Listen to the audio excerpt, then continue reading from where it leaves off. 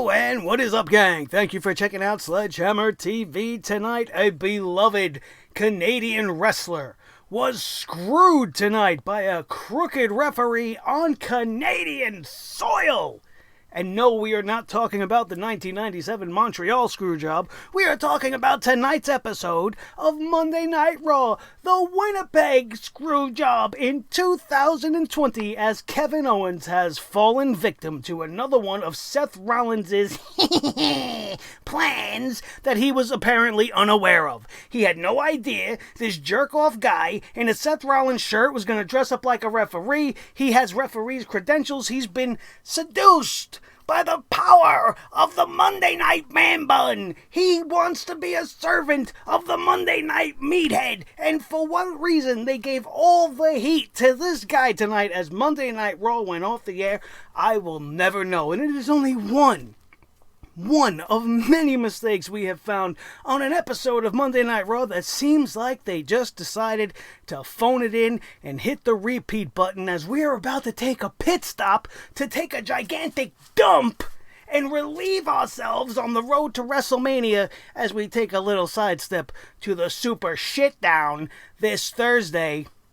And we're going to talk about all of that and so much more right here and right now. My name is Nick Nightmare, and you are watching the Sledgehammer Wrestling Show's Monday Night Raw review and reaction show. Let's do it.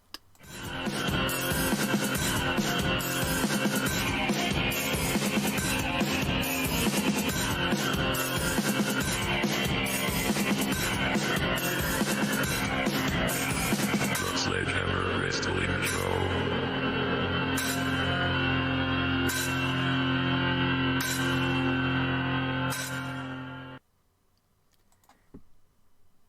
Tonight's episode of Monday Night Raw started off smoking hot. It started off red hot as Monday Night Raw seen its primal villain, the most vile, the most hated man in all of the WWE right now, Randall Keith Orton, whatever you want to make the RKO stand for, was about to deliver to us a reason as to why he has done what he has done to Matt Hardy, as to why he has ruined the biggest story in professional wrestling and Edge's return to the WWE as an active competitor. This was something that didn't sit well either with Kevin Owens, that he was going to be the next in line to try to force Randy Orton to stop playing his games and start giving us some answers. So I was immediately invested. KO and RKO in the ring, spitting fire on the mic as they are known to do. Kevin Owens took extreme exception to Randy Orton taking out a person he idolized, someone he grew up watching. He had so much joy in his heart to see Edge come back to the WWE, hoping maybe one day to finally live out his own dream and maybe get in the ring with the Rated R superstar, seeing KO versus Edge one-on-one at some point. But Randy Orton ruined it. And Kevin wants to know why. Randy, of course, will not give him the reasons they continue to play games with each other until Kevin Owens loses his temper, challenges Randy Orton to fight. Randy Orton accepts this challenge and says, "We will fight, but we're not going to do it right now." And thus began one of the greatest openings to a Monday Night Raw we've seen in quite some time. And it did its job. It got you invested, it got you excited, it got you hyped about something that was about to happen, because that was an incredible opening. And we are now going to have a main event match, one that we've all been dying to see, Randy Orton versus Kevin Owens, and there's a lot of emotion behind this matchup. It's going to be one of the best main events that the WWE has had on Monday Night Raw in recent memory. But then the show quickly goes downhill.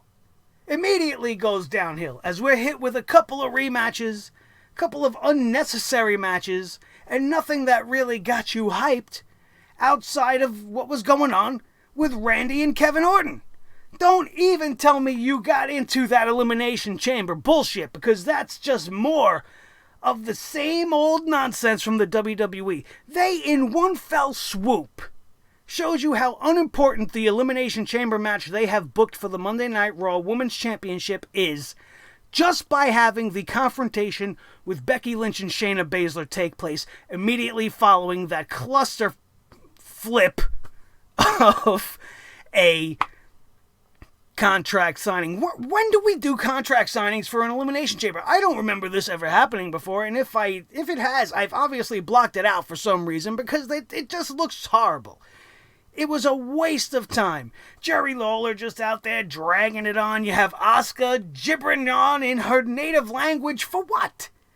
For what? Asuka decides to point out the obvious. And apparently Jerry Lawler all of a sudden speaks Japanese because he knew what she was getting at, and he decided to explain it to the rest of us. Okay, there's 6 women in the match, there's 5 women out here, and this is pissing off Asuka. And then they want to try to get everybody all into the, Liv and Ruby's got heat, and Sarah Logan's sitting there like a jerk just doing nothing. She's the most odd man out in the whole entire situation. Not one of these women deserved to be there. We got all 3 members of the Riot Squad, 1/2 of the Women's Tag Team Champions, and the stand-in must-have veteran, Natalya. Which one of them truly deserves a shot to be in the main event of WrestleMania? Why isn't Kairi Sane in this Elimination Chamber match if it means so damn much? Instead of Sarah Logan or Liv Morgan, even Ruby Riott. She's been back for a hiccup. Has she even had a match yet? Her first match back's going to be in the Elimination Chamber? And then you're going to have Shayna Baszler in this thing. Why not just point a big arrow with Shayna Baszler's face on it to the sign and leave it there permanently? Because who else could possibly be going against Becky Lynch? This is where the problem with the WWE comes in. They are so hell-bent on having one match for Raw and one match for SmackDown with the Elimination Chamber, they're not doing what makes sense. And what makes sense this year, because you put Shayna on Raw and you had her bite Becky Lynch in the back of a neck, which is more than enough to set up a feud for a WrestleMania payoff. And all you have to do is have the women on SmackDown vie for the championship there. There's nobody there that has earned their spot. You got Shayna there already on Raw. You don't need to establish a number 1 contender. Just like you have Drew winning the Royal Rumble, you don't need an Elimination Chamber match on the Raw side of the equation. So just have the Elimination Chamber on SmackDown and that's it. But no, we gotta force it. And now we're probably gonna have 3 Elimination Chamber matches, and this one is the most predictable. It's the most unnecessary, and it is actually turning out to be the dumbest decision they have ever made. You're risking Shayna Baszler going out there, wrestling these 5 other women for no reason at all, for a spot she's already got, risking injury and risking that very spot by having this unnecessary matchup. Instead of using the weeks that you have ahead of you to continue to build this intriguing story between just Baszler and Lynch, without all of this unnecessary stuff going on. It didn't get me hype. It didn't get me excited. It made me think, wow, this is really dumb, this Elimination Chamber match. And I can't wait. WrestleMania cannot come quick enough so that Shayna Baszler can just relieve that championship from Becky Lynch, and the man can go and take a vacation, as it's being reported that she's going to go away after WrestleMania 36, and her and Seth are going to take a much-needed break, which hopefully that is the case. Because the whole gimmick, the whole thing, it's just run its course. She's still popular, she still gets a pop, but that doesn't mean her stories still are as meaningful as they were in 2018 leading into WrestleMania last year. So stupid. They showed you how unnecessary it was. Because the tension between Baszler and Becky was unbelievable. The Winnipeg crowd was all over it, screaming and seething at the bit for these two to go at it and begging the referees to let them go and let them fight. And that's the good part of it. But when you take into account that before we even have to take another step in that direction, Baszler still has to find herself in an unnecessary match in the Elimination Chamber, no less, just takes the wind kind of out of everything that is to come. The rest of the show was not much better. We had a repeat matchup, Angel Garza versus Humberto Dr. Dimples Carrillo. We had that, okay. Not like we haven't seen that before. This, admittedly, was one of their better matches, maybe the best match I've seen Humberto have, but does it mean anything? And Humberto loses again. Not only was this match unnecessary to have to begin with, continuing to have Humberto Carrillo lose makes you wonder if you're ever going to want to see him win. Or has he just become a perennial loser? Ever since he's come up, he's losing to AJ Styles, he's been losing to Andrade, now he's losing to Garza. The best thing they could possibly do here going forward, if I was in this situation and they asked me, what do we do? What do we do here? You take Carrillo, you have him turn heel. You have him turn on Andrade. Maybe you do a double switch. Let Andrade go be a babyface on his own.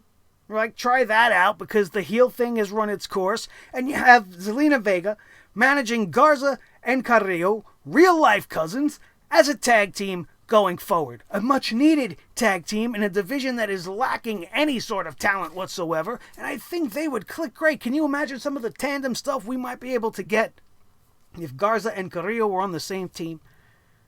Give them a flashy name. Do something. But don't just have them wrestle all the Spanish guys. Because that's where we're headed. Next week on Raw, they announced we're going to see Rey and Humberto taking on Andrade, who's returning from his suspension, and Garza. So we don't know what else to do with our Latinos. Let's just make them all wrestle each other every single week from here on out. It's just hitting that repeat button. What is Rey Mysterio coming back around for? Where has he been? What does it even matter? What does it even matter? Somebody's head gonna get smashed into the concrete again next week? I certainly don't care. They gotta change it up. And one of the best ways they can do that is by bringing Carrillo to the dark side. Maybe have the three of them team up.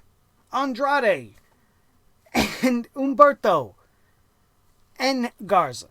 And you have a new trio, led by Zelina Vega. What the hell? Throw Rey Mysterio in there. Make a new Latino World Order. Change it up. Bring up baby man Dominic. Throw him in there. This way they're not all fighting each other. And they could finally start fighting other people. It'll be great. I think. You know what wasn't great? Seeing Ricochet tonight. And that's not a slight on Ricochet. I loved Ricochet, man. I don't love how the WWE uses Ricochet. I don't think seeing Ricochet tonight in a matchup with Luke Gallows. Now, I know he won the match. And I know he won the match in about 5 minutes. But Ricochet struggled greatly with Luke Gallows in this match. Obviously allowing him to play the part of the big man.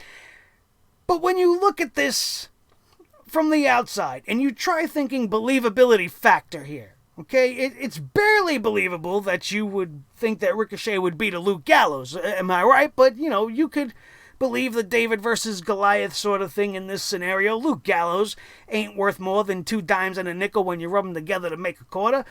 I mean, part of one of the best tag teams in the world. No, there is nothing about the OC that is best tag team in the world material. And him going out there tonight to job out to Ricochet is proof of that alone. But when you think about how much Ricochet struggled in this match, is it truly believable for him to even be in the ring with Brock Lesnar for more than 3 seconds? He gave Luke Gallows about 3 to 4 minutes of solid offense.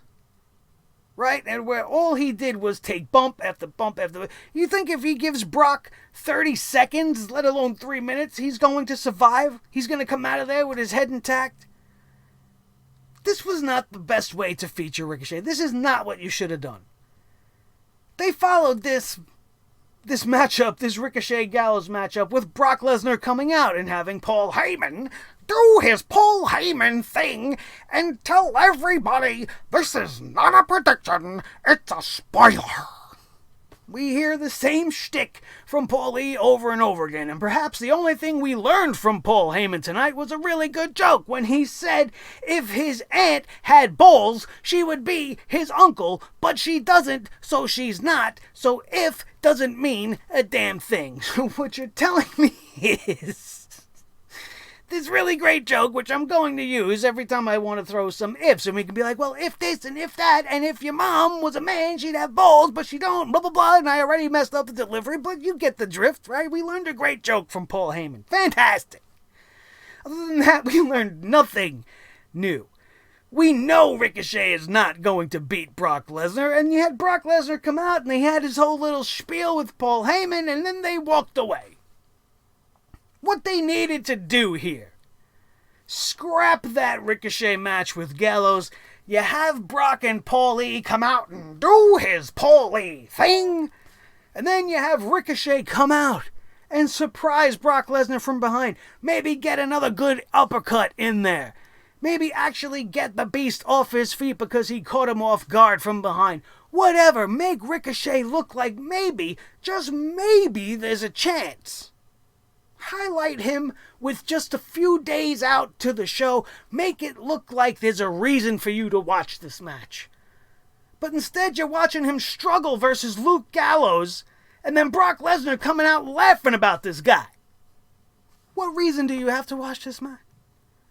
Zero. You do it my way, and you have Ricochet come out and get the best of the Beast this week in a very small way. Then you have Brock Lesnar walking out like, okay, all right, you got me. But Thursday, you're dead. You're dead. I'm in. Now I want to see Brock Lesnar killing Ricochet. I want to see him want to murder Ricochet. And I will actively want to watch this show that I have no interest in truly watching. That's how you book wrestling. But instead, they give us this type of crap. And they continue to give us things that don't make sense. As AJ Styles was pissed off at Luke Gallows following the whole incident with Ricochet. He's trying to talk up his boys in the back. Aleister Black comes walking by, and the OC takes up with this. Oh, look at this guy coming in here, wins a few matches, thinks he's tough shit. But he ain't AJ Styles, he ain't phenomenal. He ain't the OC and blah, blah, blah, whatever the hell else they said, and they end up beating up Aleister Black. All the WWE needed to do here was follow it up with Aleister Black in the back being all pissed off and giving us the promo he gave us that he had following the very unnecessary 10-minute long matchup versus Eric Rowan, which was the same exact shit we seen last week, right down to the finish. Aleister Black had to kick him twice with the Black Mass in order to finish him off. And while this matchup was impressive, Eric Rowan was minorly impressive. We've seen most of this stuff last week. Why we are doing this match so quickly for the second week in a row, I don't know. Aleister Black ends up defeating Eric Rowan, making Eric Rowan look like a complete dipshit. This guy couldn't beat Aleister Black after he was just jumped by 3 men and wrestled with him for the greater part of 10 minutes and could not get the better of Aleister Black. What kind of a chump is Eric Rowan? Talk about not being able to get the job done. You had a decided advantage, and you blew it, Baldy. Why? Because he flipped over your little monkey cage in the corner, which we still didn't see. Somehow, by miracle, the WWE knew to glue the sheet to the bottom of the cage because it was going to be flipped over tonight. Because normally when you flip something over that has a burlap sack just hanging over it, the sack like falls, and you'd see what's inside. But they made sure to take precaution in doing that. But they didn't make sure to think a little bit more about what they were doing. Because now Eric Rowan, who they have been building up all these weeks, has just lost 2 weeks in a row to Aleister Black. So what good does this do him? Sure, it was a decent showing, but what good does it do? It does nobody any good. Aleister Black comes out looking like $1 million because he just got his ass handed to him in the back. He sold it as if he was stabbed by a murderer. He comes walking through. He still came up in his little vampire thing, you know, but he's selling the whole injury. It looked like he drank a vial of poison and was about to die. And then still went out there and took care of Eric Rowan. Not with ease, but you would like to think that if he was not jumped before, this match would have only probably taken 3 minutes. I appreciate the story that they're trying to tell, but at the end of the day, it was unnecessary. All he had to do was challenge AJ Styles after they jumped him for the match next week, and off to the races we go. The rest of this was just time-filling nonsense that was completely unnecessary. A repeat segment from last week. And I wasn't that nice about it last week. So why would you think I was going to be nice about it this week? Certainly did nothing for me. I did enjoy the Drew McIntyre interview. These type of things that they do are fantastic, and I don't know why they don't do more of them. They were doing them with Mustafa Ali, where they would sit down and he would talk about his life and his inspirations and the things that are driving him and his motivating factors and all of the things that could make some people actually relate to him as a human being. And tonight we've seen a little bit more of that with Drew McIntyre as well. They wanted to reference his previous WWE career, how Vince McMahon granted him the moniker of the Chosen One when he was just a spry 21 years old. Said he wasn't ready back then, as many people do, just like Brock Lesnar was given so much at the beginning of his career and his first tenure that he just had to step back and walk away because it was just too much.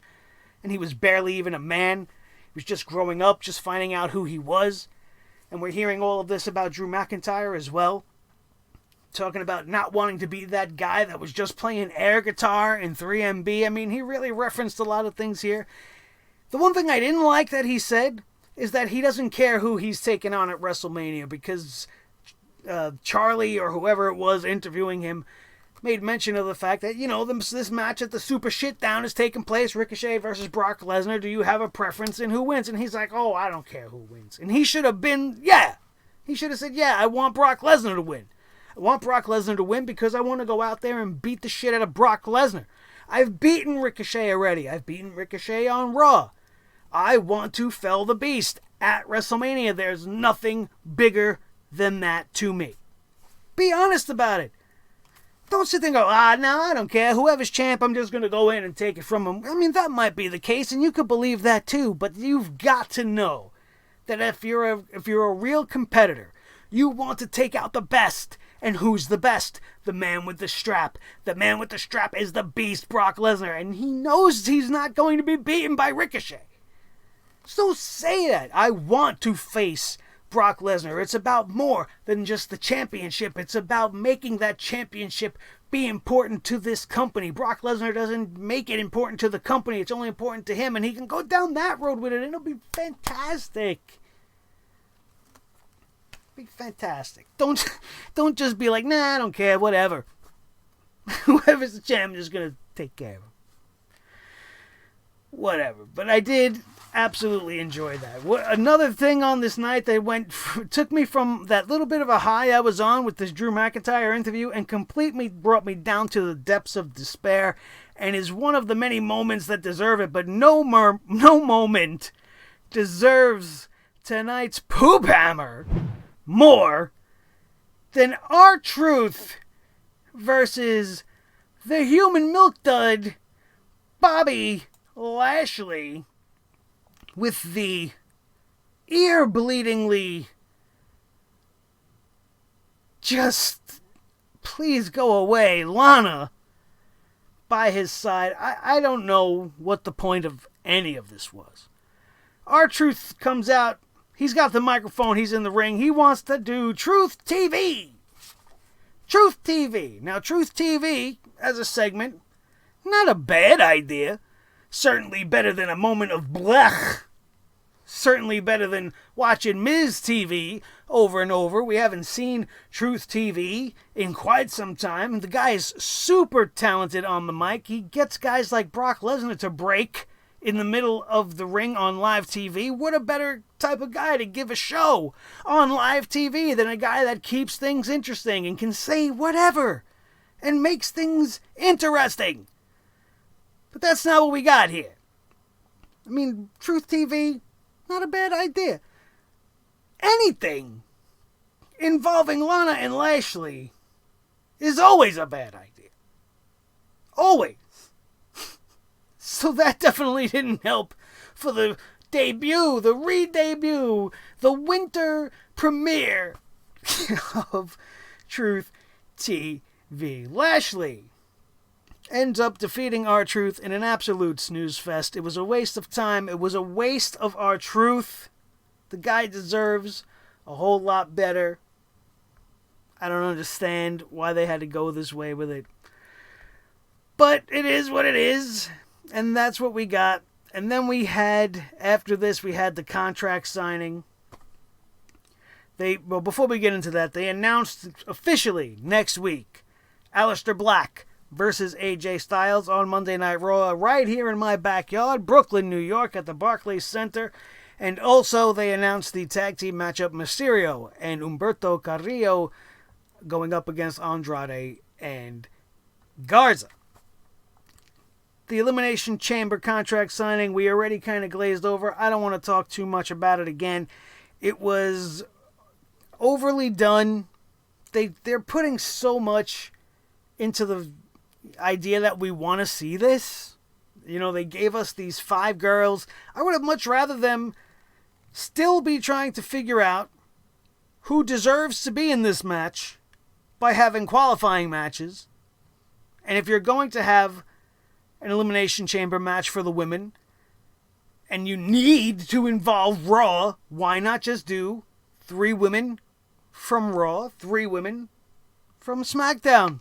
We made mention of this last week. Because most of the women on both shows are really deserving of a championship opportunity. But you take the top of the top and you throw them in there. Obviously, Shayna Baszler is going to win. So you don't need Shayna Baszler in there. We got her with Becky Lynch. You can give the chamber to somebody else. You can give it to a Naomi. You can put all the people that Vince has a hard-on for in there. Sasha Banks should definitely be in the Elimination Chamber. Not that Vince has a hard-on for her, but you know Lacey Evans will definitely be in the Elimination Chamber. So you get 3 from SmackDown, you get 3 girls from Raw, and you make a night of it. You give one girl her ticket to WrestleMania, and that's it. But instead, we're having this unnecessary one.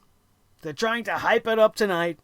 It gets overshadowed by the one-on-one confrontation between the champ and her vampire nemesis. What more does it need? Does it need an Elimination Chamber to solidify Shayna Baszler? No, everybody wants to see it already. So what they're doing is completely unnecessary. It's super predictable. And there's really no need to watch.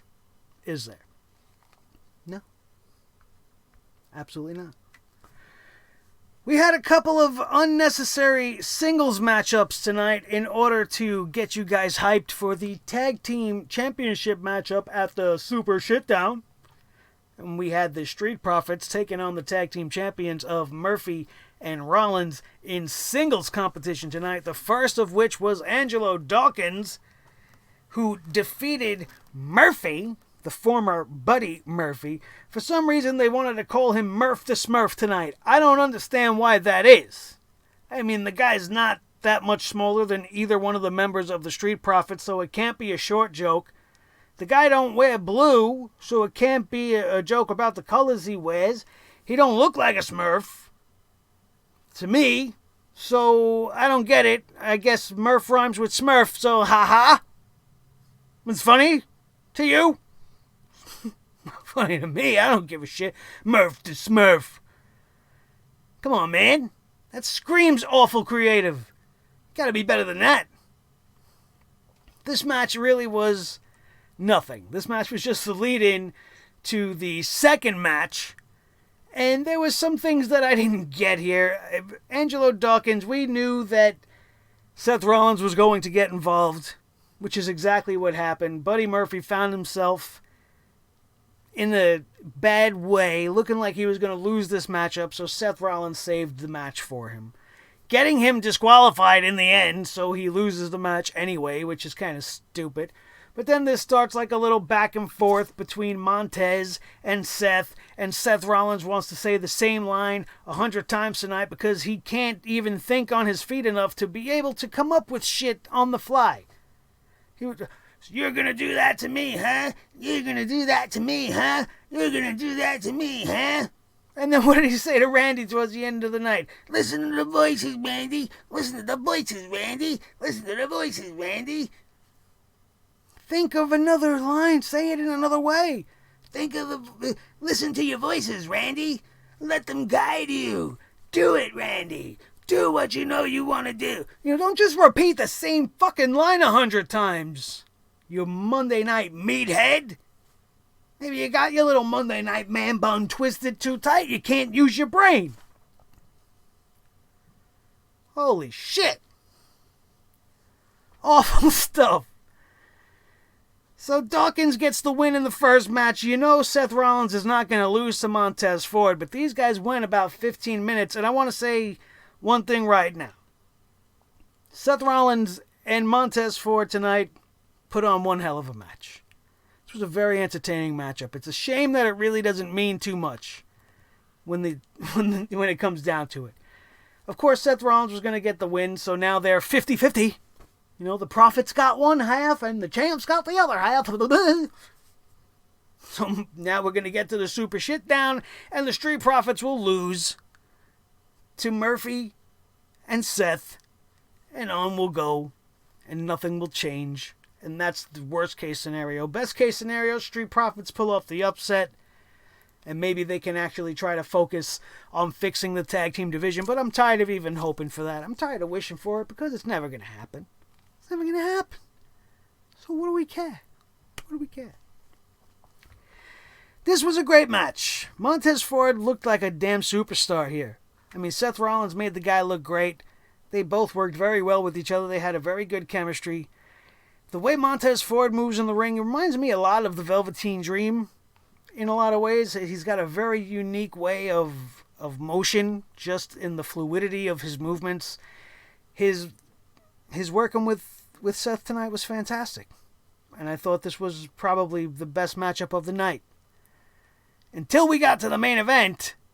But that would end up getting ruined by the Monday Night Meathead and his disciples. We'll get to that in a minute. This match was pretty good. The finish was alright. Montez missed a frog splash, and then as he came up, he suffered the effects of a curb stomp and got pinned by Seth Rollins, and that would be the end of that match. They then said Beth Phoenix is going to be on Monday Night Raw next week, and this is a little concerning with Randy Orton being in the frame of mind he's in. You got to worry that Randy Orton's going to do something, possibly, to Beth Phoenix to continue his viperous streak of just being a complete and total asswad villain, which is great. Or Shayna Baszler, possibly, can come out and do something to the Divas legend, the Beth Phoenix, the former Glamazon. I couldn't think about it for a second. That would be concerning as well. Shayna Baszler's going out there. Hopefully she has a Snickers before she has TV time so she don't go out there and start taking bites out of Beth. But, that's got me a little bit worried. She's going to give us an update on Edge. So I'm thinking Randy Orton's going to do something to make us all hate him next week. And that's pretty much what he's good at. They talked about John Cena coming up Friday on SmackDown. Saying he's live Friday. John Cena, you're going to see him. I'm not sure whether we're going to see him live via satellite or if he's going to actually show up. I'm sure he's going to show up. If not, that would be another just flub by the WWE. They pulled that shit on us with Goldberg. Goldberg was going to be on SmackDown, and then he was just there via satellite. They did the same thing with Hogan. Hogan's going to be here, and then he was there just satellite from Tampa. Baiting us in as if these people are really going to be there. Not like anybody gives a shit, to be honest with you. But we'll see what happens when we get to Friday.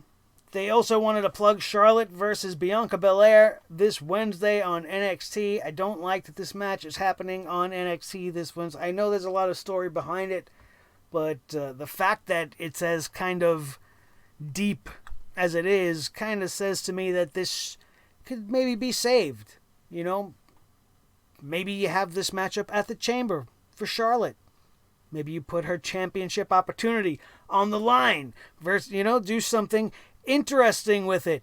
Build up towards it. Make it mean more. Bianca Belair's fantastic. This match has got a lot of meat to grab onto. And if you want to start biting into things, this is something you could bite into if you want to work with it. But apparently not. We're just going to have it happen on NXT. It's probably going to be good. I mean, I don't think it's going to be bad. But we'll see what happens. They also aired a quick video package for Rhea Ripley, hyping her up since she's getting the shot at WrestleMania against Charlotte Flair. And then we had Randy Orton defeating Kevin Owens thanks to some dipshit who decides he wants to follow Seth Rollins. The match between Owens and Orton was going just great. There was a lot of give and take. There was a good ebb and flow to it. But then Rollins and friends come out, and now you know the rest of this match is going to be all about this. A match that had so much behind it just being about Randy and Kevin now is being sidetracked and moved to another storyline, Kevin's previous storyline. So, I mean, it somewhat makes sense, but I was so into what was happening with him and Randy, it made me very angry that they were going to go down the predictable and very obvious route here. They also had Kevin Owens' backup come out, and we had the Viking Raider, Warrior Raider, Raiders show up finally on the show, and we had the Street Profits come back out to even the odds so that it would come back down to Owens and Randy in the ring, but Rollins did not leave ringside. Randy Orton gets Kevin Owens in like a roll-up in the corner, and the referee quick counts him. 1, 2, 3! And nobody knows what happens. The announce team don't know what's happening. They don't know what to say. Seth Rollins is standing out there, and he's like, I got nothing to do with this. I got nothing to do with this. Proving that he's the most inept and retarded leader I've ever seen of any faction anywhere. Anytime this whole Monday Night Messiah thing develops and evolves into something new, this guy doesn't want to take any credit for it. He wants to tell everybody, oh, well, I didn't want to join the Authors of Pain. They asked me, and, I didn't ask them. I'm not forming this great group. They asked me, can you come and be with us? And I was like, yeah. And he says, oh, well, I didn't want to be the Messiah. You guys made me the Messiah. So you're not making any decisions? You didn't instruct this idiot referee to do this? This isn't part of some sort of maniacal master plan by the Messiah? The guy that's going to save us from ourselves? What kind of inept leadership is this? This guy can't formulate a plan of his own if he was paid to do so. If his own life depended on it, I don't think he'd be able to get out of it. He's going to just keep saying the same line over and over again. That's not going to do any good. Let me out of here. Let me out of here.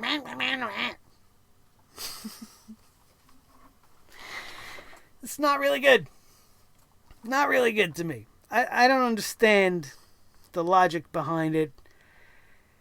It took everything kind of out of it for me, and I know they're trying to build it towards the Rollins-Owens feud that's probably going to blow off in some way, shape, or form at WrestleMania, but I mean, when you built the show so perfectly and led it to this main event, to end it the way you did just really deflated it. And it wasn't even about Rollins. It wasn't about anybody. It's about this stupid referee. And the fact that Rollins has no idea, or is claiming to have no idea, and that this wasn't his plan and this wasn't his idea, means all the heat was given to this ridiculous referee who now we're probably never going to see again, who was hired for one night. I've never seen him before. We've never seen him again. We're never going to see him again. He's a disciple of Seth Rollins. And that's it. Kevin Owens stuns this stupid referee in front of Seth Rollins as he seemingly don't care. He's like, I don't know who this guy is. I've never seen him before. I've never seen him before. I've never seen him before. and then Kevin Owens powerbombed the referee through the table. Monday Night Raw would go off the air. And, I mean, if we're being honest, I mean, a lot of the action tonight, even in the repeat matches, Aleister Black and Eric Rowan, wasn't a bad match. It was just coming too quickly after the last match, and having Eric Rowan just now losing like a jobber negates all of the bullshit that I had to see with him over the last couple of months. We're still no closer to knowing what's in that ridiculous box that's never going to pay off by the time we finally get to it. Hopefully they just have him throw the whole entire box in the trash. At this point, I don't even need to know what's in it. I honestly don't care.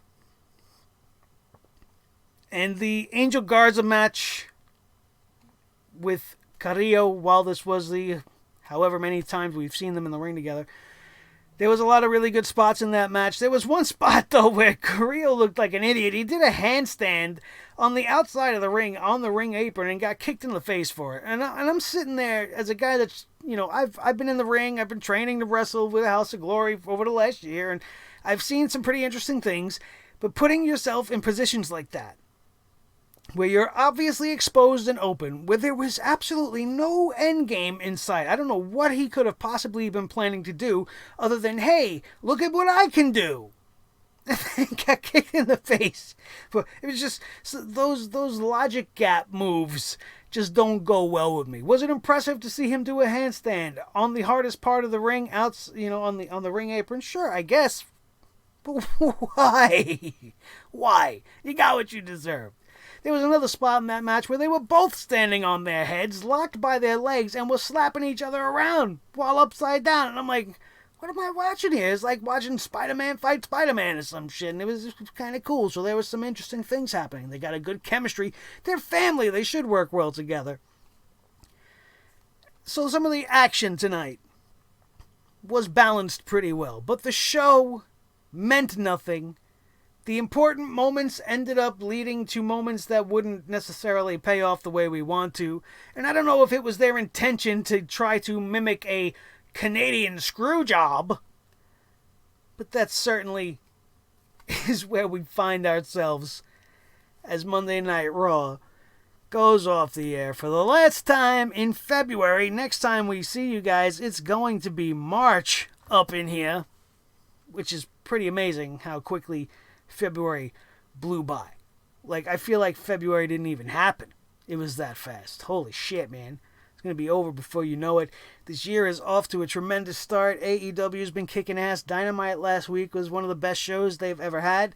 We will be covering Dynamite this week, so don't you worry if you're waiting for it this week. We're going to try to get back on the horse with that. Sometimes I go through these steeps and valleys, and I do suffer from some depression sometimes, and I get in my own head, and sometimes watching wrestling actually hurts in more ways than one, and I'm just being honest with you guys. At 42 minutes deep into this video, only my hardcores are still sticking around, so I'll be a little bit more open and honest with you guys.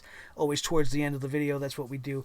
But, yeah, you know, full disclosure, you know, sometimes things aren't always what they seem, and I might be the funniest clown in the room to you guys, but sometimes the clown is the one that's hurting the most inside. And while I'm battling through it as always, and I look forward to being here with you, sometimes, and it seems to happen mostly on AEW NXT sort of nights, I guess maybe just start feeling compounded with everything, and sometimes I don't enjoy it. And if I don't enjoy myself, at least in my hatred of the show, or whether I'm enjoying it for good or for bad, if I can't bring that enjoyment here to you, I'm selling you guys short, and I do not ever want to do that. You guys mean everything to me. Thank you guys all for indulging me and my craziness and this review of Monday Night Raw. Let me know what you think. As always, I want to know what your thoughts about Monday Night Raw is down in the comments section below. If you're new around these parts and you're still sticking around, that means you had a damn good time, because I am one of the best in the world at doing what we do here. When we talk about wrestling on YouTube, I tell it like it is. I give you guys great ideas, better alternative ways they could have gone about doing things, and this is your source for all of that. So hit that subscribe button, because you're going to want to be back here for more, because we are doing this more and more and better each time. We are in the middle of our 4th year, and we want to rock it straight to the top, and we need each and every one of you to do that. A great way for you guys to continue to support the show and to help it get out there is to make sure you smash that like button. If I made you laugh, if I made you cry, if I made you understand why this Monday Night Raw you might have thought was great, but now I pulled it back for you just a little bit into reality, then smash that like button and show your appreciation right now. You can give me a round of applause if that applause button is showing up down there. You guys can feel free and hit that if you like, to show your support as well. And don't forget to be following us on the Twitter and on the Insta, which is there for you guys to follow us. And my real-time reactions to Monday Night Raw, for the most part, happening on Twitter. Some interesting, cool, more personal things going on the Instagram. And I hope to see you guys all over social media. And don't forget also the Facebook page, facebook.com/The Sledgehammer Wrestling Show. Another hub for all of my fans to keep in closer contact with me there as well. And I want to thank every single one of you guys for continuing to make the Sledgehead Army one of the coolest, newest factions in all of the YouTube wrestling community. My name is Nick Nightmare. This is the team Thor the Sledgehammer, the official Sledgehammer of the Sledgehammer Wrestling Show. His tag team partner, the World Heavyweight Champion of all the microphones in all the world, Mr. Blue, the Snowball, the most important member of the team, as always, each and every one of you. That, my friends, is going to do it, and we are out of here, and we will see you next time right here on your new favorite wrestling show, the Sledgehammer Wrestling Show, only on Sledgehammer TV, baby, right here on YouTube.com. Boom.